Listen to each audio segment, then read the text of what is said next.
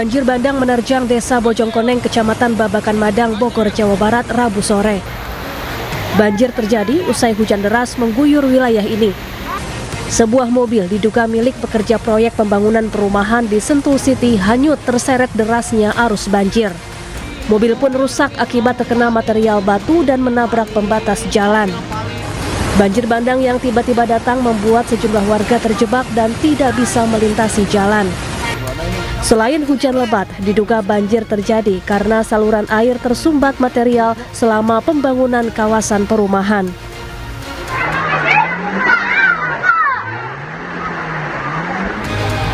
Sementara itu, 6 kecamatan di Tapanuli Tengah, Sumatera Utara kembali dilanda banjir bandang Rabu sore. Banjir membawa gelondongan kayu yang kemudian menerjang permukiman warga. Warga pun dievakuasi ke tempat yang lebih aman. Bupati Tapanuli Tengah menyebut sungai yang sempat dinormalisasi kembali meluap sehingga banjir tak terhindarkan. Tanggul-tanggul darurat yang sebelumnya dibangun juga jebol. Jadi sejak sore tadi berkisar jam 5 atau jam 17 sore hujan deras mengakibatkan daerah di Tapanuli Tengah yang sebelumnya terdampak banjir kembali mengalami banjir. Air meluap tinggi, sedimen yang sudah dibersihkan dari sungai, kemudian air tersebut kembali penuh. Tanggul darurat yang sudah kita buatkan itu kembali jebol. Ketinggian banjir yang merendam permukiman ini mencapai 1 meter. Banjir juga mengakibatkan jembatan penghubung antar desa rusak. Tim Liputan iNews melaporkan.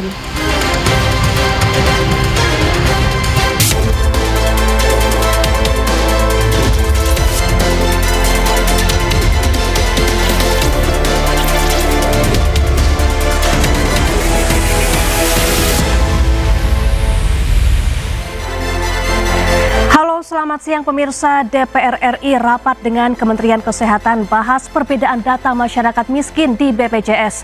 Sementara itu keracunan massal terjadi di Sumatera Barat. Anak-anak hingga lansia dilarikan ke rumah sakit. Selain informasi tadi, kami juga akan hadirkan beragam informasi menarik dan terkini terkait kebijakan hingga kegiatan para pemimpin bangsa. Bersama saya Syafaati Suryo, inilah Pemimpin Rakyat, pemimpin beraksi, rakyat awasi.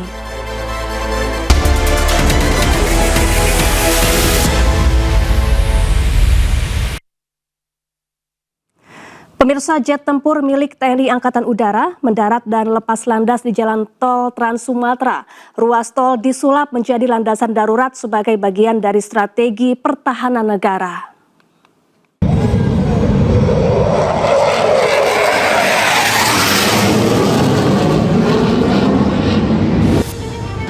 Ruas Jalan Tol Trans Sumatera, kilometer 228 hingga 231, jalur terbanggi besar Pematang Panggang Kayu Agung, menjadi lokasi uji coba pendaratan dan lepas landas pesawat tempur TNI Angkatan Udara dengan memanfaatkan badan jalan tol sebagai landasan darurat.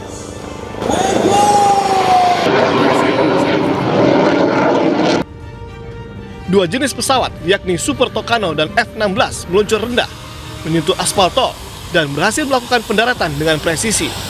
Tidak lama berselang, pesawat kembali melaju dan lepas landas dengan sempurna. Uji coba dilakukan untuk menguji kesiapan infrastruktur sipil, khususnya jalan tol, agar dapat dimanfaatkan sebagai landasan alternatif apabila dibutuhkan dalam situasi darurat. Sistem pertahanan yang bersifat semesta, artinya pertahanan itu bukan urusan TNI saja, tidak. Tapi seluruh elemen masyarakat itu terlibat aktif di dalam pertahanan negara kita. TNI Angkatan Udara menegaskan, latihan ini merupakan bagian dari strategi besar pertahanan udara nasional, sekaligus kesiapsiagaan menghadapi berbagai potensi ancaman yang dapat terjadi.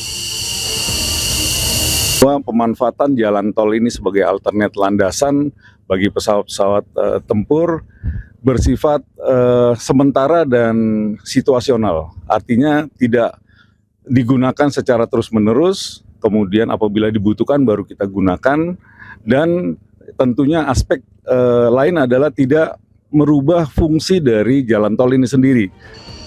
Selama kegiatan berlangsung, ruas tol ditutup sementara. Sterilisasi dilakukan secara menyeluruh untuk menjamin keselamatan dan kelancaran latihan.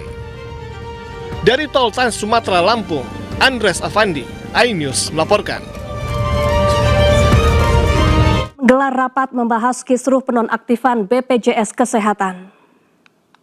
Saya terima semua pertanyaan, saya jawab. Nanti saya ke sana sebentar aja untuk menyelesaikan rapat. Rapat dihadiri Menteri Kesehatan Budi Gunadi Sadikin hingga Direktur Utama BPJS Ali Gufron Mufti. Rapat berlangsung panas lantaran ada perbedaan data penduduk miskin di beberapa kementerian. DPR pun meminta pemerintah untuk memperbaiki data supaya BPJS bagi warga tidak mampu tepat sasaran. Itu artinya mesti ada waktu break 15 menit, 30 menit, saya brief dan Marahan publik itu wajar, Pak. Pemerintah saja nggak sinkron soal data. Saya kutip terakhir ya Pak ya, dari Mensos ini ya. 54 juta orang miskin tidak menerima BBI, ini Mensos yang ngomong. Yang kedua, 15 juta orang mampu menerima BBI. Sementara saat ini 11 juta dinonaktifkan. Ini gimana nggak gaduh Pak. Menteri Keuangan, 41% penerima PBI tidak layak. Semerautnya data ini menjadi pemicu dan itu ada di hulu, bukan ada di Bapak Ibu sekalian yang ada di sini. Saya sepakat itu, bukan di ranah BPJS Kesehatan, bukan di Pak Menteri Kesehatan. Jadi sebetulnya kalau hari ini mau diselesaikan secara utuh ya BPS, Kemensos, Kemenkyu, Mendagri itu yang tanggung jawab. Ini loh Pak sumber kegaduhan Pak. Dan ini dari dulu nggak pernah selesai. 2021 Pak, rapat sampai subuh di Komisi 9.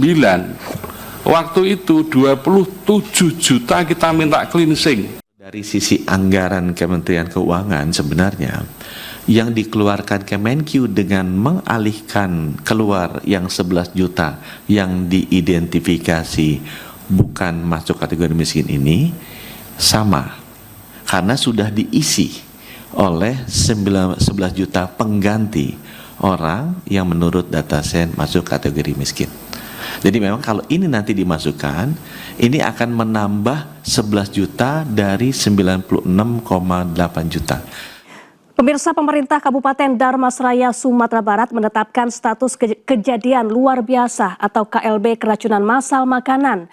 Hasil pemeriksaan ditemukan bakteri berbahaya pada makanan yang dibagikan dalam program Makan Bergizi Gratis Nasional.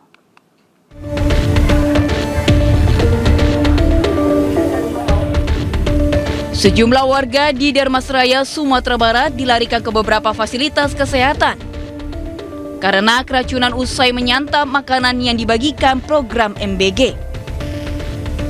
Berdasarkan data Dinas Kesehatan Kabupaten Dharmasraya, total korban keracunan mencapai 221 orang.